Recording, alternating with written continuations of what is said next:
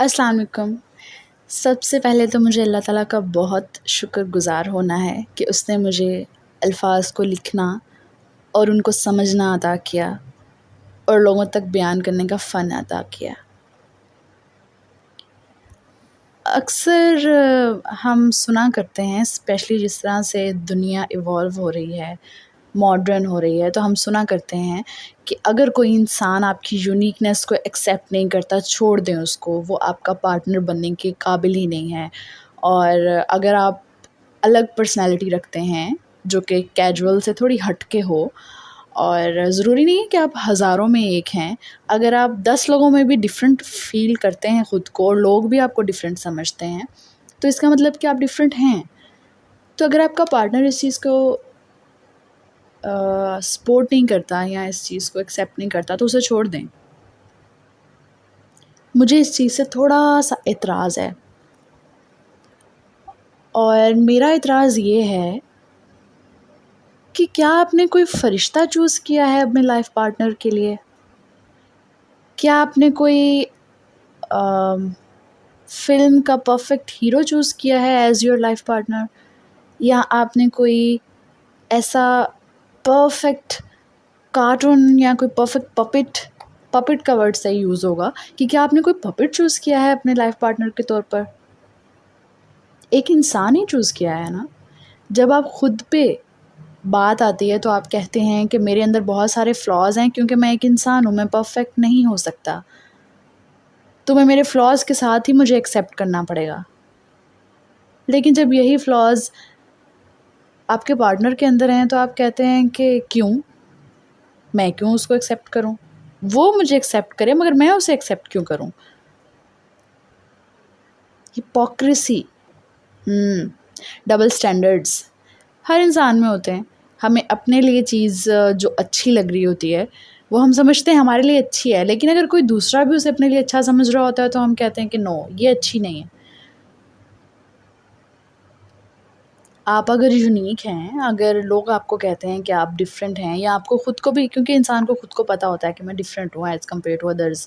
अगर आप 100 लोगों के बीच में ख़ुद को अलग महसूस करते हैं या 50 लोगों के बीच में ख़ुद को अलग महसूस करते हैं, फ़िज़िकल अपीयरेंस के लिहाज से या अपने थॉट्स के लिहाज से या अपनी पर्सनैलिटी के लिहाज से, किसी की लाफ्टर बहुत अलग हो सकती है, किसी की पर्सनैलिटी का कोई पार्ट अलग हो सकता है, किसी का वे ऑफ स्पीकिंग सबसे अलग हो सकता है, डिफरेंट चीज़ें हैं।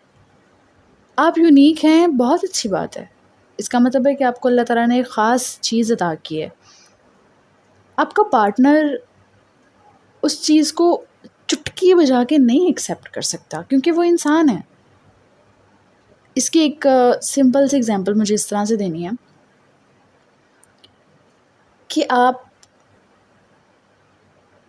अपने जिस्म के ऊपर मौजूद स्ट्रेच मार्क्स को बहुत अच्छे से कैरी कर सकते हैं। आपको कोई फ़र्क नहीं पड़ता कि आपके स्ट्रेच मार्क्स नज़र आ रहे हैं, आप स्लीवलेस पहनते हैं, आप बैकलेस पहनते हैं, आपकी टमी नज़र आती है। आपको कोई फ़र्क नहीं पड़ता कि आपके जिस्म पे स्ट्रेच मार्क्स हैं। लेकिन आपका पार्टनर इस बारे में थोड़ा-सा वरी है। आपका पार्टनर आपको ये कहता है कि तुम्हें इनको कवर अप करना चाहिए, क्योंकि लोग देखेंगे तो शायद उनको अच्छा ना लगे। आपको ये चीज़ बुरी लगेगी। आई गारंटी यू आपको ये चीज़ बुरी लगेगी, क्योंकि आप ये सोचेंगे कि जब मुझे मसला नहीं है मेरी बॉडी को इस तरह से शो ऑफ़ करने में, अपने जिस्म के जो फ्लॉज़ हैं अगर मुझे बुरे नहीं लग रहे, तो किसी को बुरे लगें तो मुझे फ़र्क नहीं पड़ता। इस एक बात पे जज कर कर अपने पार्टनर को छोड़ देना या ये सोचना कि ये मेरे कंपैटिबल नहीं है, इट्स रिडिकुलस। ये एक बहुत ही गलत फ़ैसला है। थोड़ी उसकी सुनें, थोड़ी अपनी सुनाएं, उसको बिठाएं, उससे बात करें, उसे समझाएं कि मैं इस मामले में बिल्कुल इनसिक्योर नहीं हूँ, मुझे अपने जिस्म के फ्लॉज़ बिल्कुल बुरे नहीं लगते।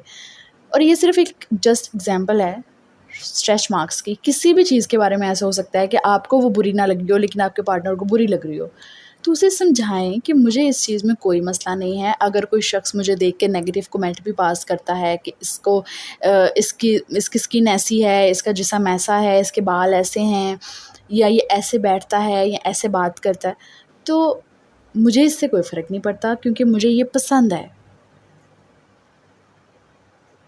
और आपको भी फ़र्क नहीं पड़ना चाहिए क्योंकि मैं कंफ़र्टेबल हूँ तो आपको भी कंफ़र्टेबल होना चाहिए।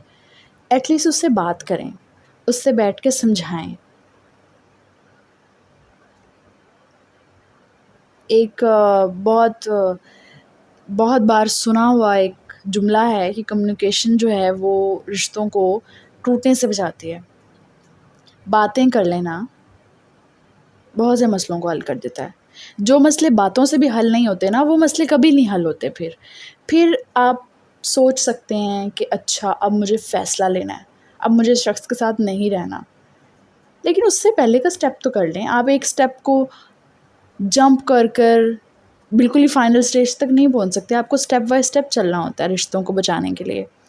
आप पहले उस स्टेप के ऊपर आएँ जिसमें आप अपने पार्टनर को ये समझा सकें, उसको क्लैरिफ़ाई करें कि आप कंफ़र्टेबल हैं, आप बिल्कुल भी इस चीज़ को लेकर इनसिक्योर नहीं फ़ील करते। देन आप मैजिक देखें। हो सकता है, बल्कि हो सकता क्या ऐसा होता है कि जब आप बात कर लेते हैं तो दोनों एक दूसरे का पॉइंट ऑफ व्यू समझ जाते हैं और फिर नेक्स्ट टाइम से उसे कोई प्रॉब्लम नहीं होगी, आप जिस तरह से भी खुद को कैरी करेंगे। लेकिन बग़ैर बात किए, बग़ैर अगले को अपना पॉइंट ऑफ व्यू समझाए फ़ौरन नतीजा अख़ज़ कर लेना कि मुझे इस शख़्स के साथ नहीं रहना, ये तो बर्दाश्त के काबिल नहीं है, ये तो मुझ में नुक्स निकालता है, और ये सब चीज़ें जजिंग टू क्विकली जो है ना वो फिर आपको नुकसान देते हैं। कितने शख्स छोड़ सकते हैं आप? 1 छोड़ देंगे, 2 छोड़ देंगे, 3 छोड़ देंगे। कितने शख्सों के साथ आप यही करेंगे? आखिर किसी ना किसी के साथ तो कॉम्प्रोमाइज़ करना पड़ेगा ना। तो इसलिए बेहतर है कि बातें करके उस चीज़ को सॉल्व कर लिया जाए, सॉर्ट आउट कर लिया जाए। मुझे इस पॉडकास्ट को यहाँ पे एंड करना है कि जिस तरह हम अपने फ्लॉज़ को एक्सेप्ट करते हैं ना, इस तरह हमें अपने पार्टनर के फ्लॉज़ को भी एक्सेप्ट करना होता है। या तो फिर हम कोई बना बनाया पपेट जिससे आप अपनी मर्ज़ी से, या कोई रोबोट उसको अपनी ज़िंदगी में शामिल कर लें, या फिर दुआ करें कि अल्लाह ताला कोई फ़रिश्ता भेज दे आपके लिए जिसमें कोई कमी ना हो, जो कि हर चीज़ वैसे करे जिस तरह आप चाहते हैं।